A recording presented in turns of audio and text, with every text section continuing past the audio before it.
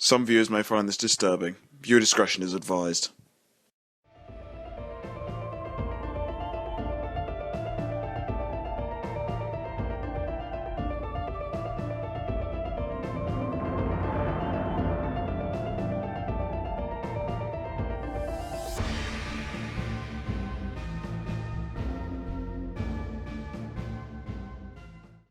Wow, I should have done this one a long time ago. The only thing that kept this episode from being reviewed earlier were some worse episodes and some less uniquely bad episodes. Because this episode is a special kind of bad. One that will get you remembered forever. You know, it's kind of like The Room or Birdemic. If any episode could be pointed to as a definitive sign that SpongeBob jumped the shark, this would be that episode. Because this is the kind of stuff that you write when you don't care anymore and think that anything will be acceptable. The plot is that SpongeBob falls in love with a sandwich. That's really all I need to tell you to stay away. It's not a cute puppy love kind of thing either. It's real and romantic. So, without any further delays or ado, let's tear this apart. The episode starts with SpongeBob singing off-key. Never start an episode with off-key singing. Unless the episode is musical, and this one debatably isn't, you shouldn't start an episode off with a song anyway.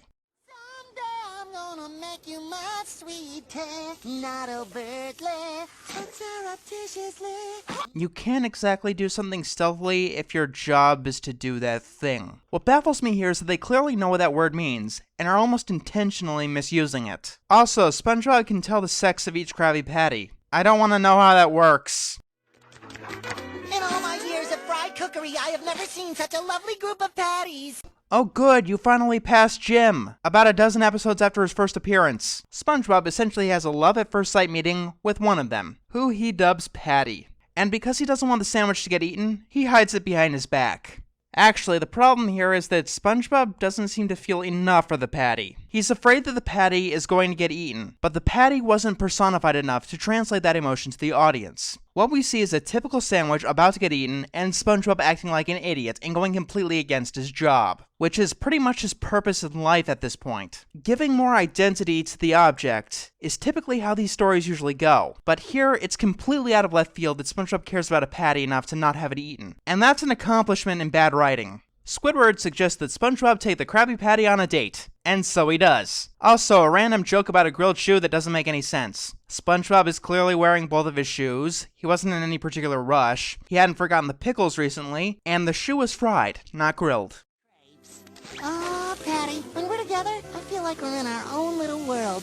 Like nothing can hurt us. You know, they actually did this better in a later episode, Gone. SpongeBob was starting to put character into inanimate objects because virtually everyone in his life had disappeared, and he was going insane. Maybe if SpongeBob breathed in too many fumes or hit his head or something, this episode would make some semblance of sense. But no. Eventually, Patrick comes over and asks to be tied up in knots. Yeah, the jokes in this episode, they don't really make much sense. They're too focused on writing romance, which is weird because this show isn't known for romance. Even their Valentine's special didn't really have any romance. And when they do have romance, it's often reserved for side characters because, well, I suppose I should bring this up. Steven Hillenburg has said that SpongeBob is essentially asexual, meaning that he is incapable of feeling romantic attraction to anyone of either gender. Now, I won't get into a debate on how much that matters, because the argument is lengthy, and some creators are the only people who should touch their creation, and some creators are the only people who shouldn't touch their creation. But I will say this, it does feel like an insult to the original vision.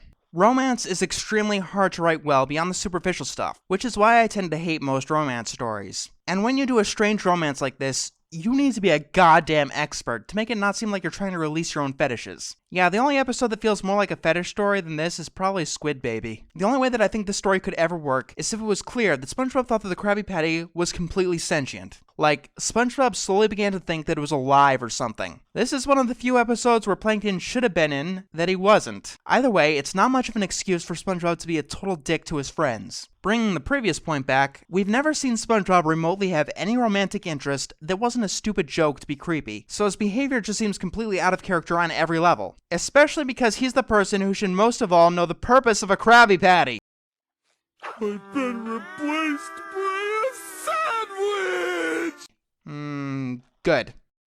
Maybe I could eat a lovely sandwich of my own! Yeah! That'll show SpongeBob! Is the episode trying to satirize itself? I don't get it. And now we get the episode's song. It starts out kinda nice until SpongeBob starts shrieking like an idiot. I won't talk too much about it because you can sample it for yourself. It's downloadable content for Rock Band 2, for some reason. One scene we see some people looking at SpongeBob slightly confused, and if this episode was trying to be funnier, we would have seen more reactions like that. You know, kinda like Rockabye Bivalve. Ah yes, speaking of that, there's the worst scene of the episode, where SpongeBob murders a bunch of clams, really grotesquely. I could tell you everything wrong with this, but I think I'll just leave you with what Junior thought after SpongeBob brutally ripped him apart. When he loved me like he loved me, every hour we spent together lives within my heart. When he loved me. Even if none of those clams were Junior, I still don't think that SpongeBob should be essentially decapitating birds with his bare hands. It just doesn't seem right for a children's icon to be doing that to protect an inanimate sandwich! Looks are sweeter than honey, from your pickles to your buns. It ain't even funny. I have a nagging suspicion that they know the exact problem with the episode. But one of the biggest problems with the episode is that the Krabby Patty wasn't made relatable enough to the audience. That's the only way you could ever make this bottom shelf plot work. So, the patty starts to smell like shit. It's our 6-hour anniversary. And do you know what that means? Please don't say second base. Please don't say second base. Please don't say second base. Brett, I know what'll make you feel better. A dinner at the finest restaurant in Bikini Bottom. Oh, so Patty's a cannibal. Good to know. Did you guys think out a single part of the story? And here's the sad part. Despite what most people think, it's not beyond salvaging. Off the top of my head, in another ploy to steal the formula, Plankton tricks SpongeBob into thinking that Krabby Patties are people too, and he tries to engage in a friendship with one. No, instead they opt for a creepy romance that doesn't make any sense in any way, shape, or form. So, SpongeBob goes into the Krusty Krab and starts talking about his girlfriend.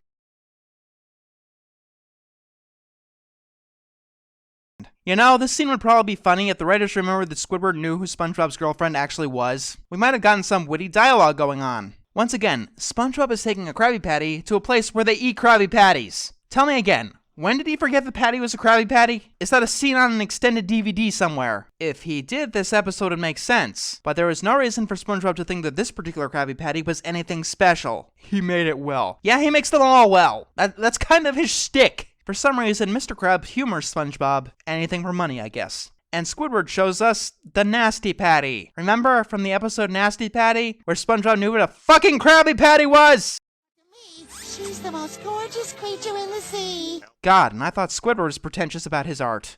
SpongeBob smells the Krabby Patty and wakes up from his delusion. Somehow. Yeah, I don't get it. Boy, there was a time when I was in love too. She was a Krabby Patty that looked a lot like yours does. No comment. You know what I mean. She was a firm, juicy, a warm patty. Is that where you get your secret sauce? Mr. Krabs tells SpongeBob that patties are meant to be eaten, and so he must eat the gross Krabby Patty. I thought bad patties were supposed to be incinerated. Talk about a clusterfuck. Give them one thing, they're really thinking out of the box. But if this episode is a testament to anything, it's that sometimes the box is a good place to be. A lack of transition stops anything from making sense. When you want to do something this surreal, you've got to communicate things a lot better to the audience. SpongeBob thinks that a patty is worth preserving for no particular reason. He gets romantic feelings for it for no particular reason. He gets over it for no particular reason. Even if it made sense, it would still be gross. And not to mention that SpongeBob is out of character in every sense of the word.